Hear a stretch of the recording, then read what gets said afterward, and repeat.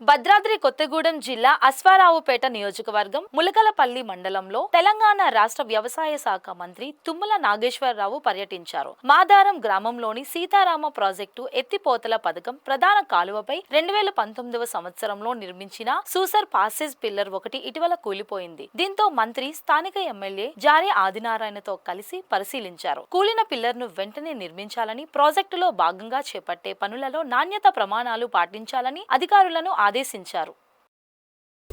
ఈ 100 kilometre canal నీట్గా ఉండటం, ఇటువంటి డిఫెక్ట్ వర్క్ చేయని ఉంటే లైనింగ్లో కానీ లేకపోతే పైనుంచి వరద వచ్చి ఎక్కడన్నా స్లిప్ అయినవి కానీ నీట్గా పెట్టండి. మన నీళ్ళు లేట్ ఎందుకు వెళ్ళినాయి అని చూస్తే ఇదే కథ. మీ రోడ్డు కట్టింగ్ల దగ్గర, రోడ్డు స్ట్రక్చర్ల దగ్గర మట్టి వేసి అట్టే ఉంచి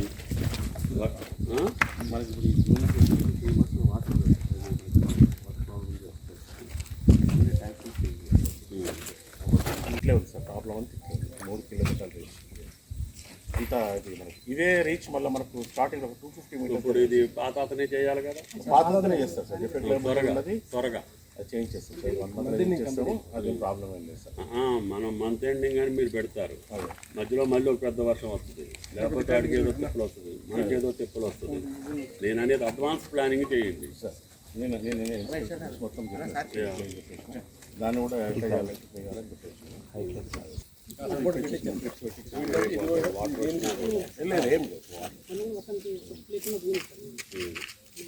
ఇది కెనాల్ క్లీనింగ్ కూడా సైమల్టేనియస్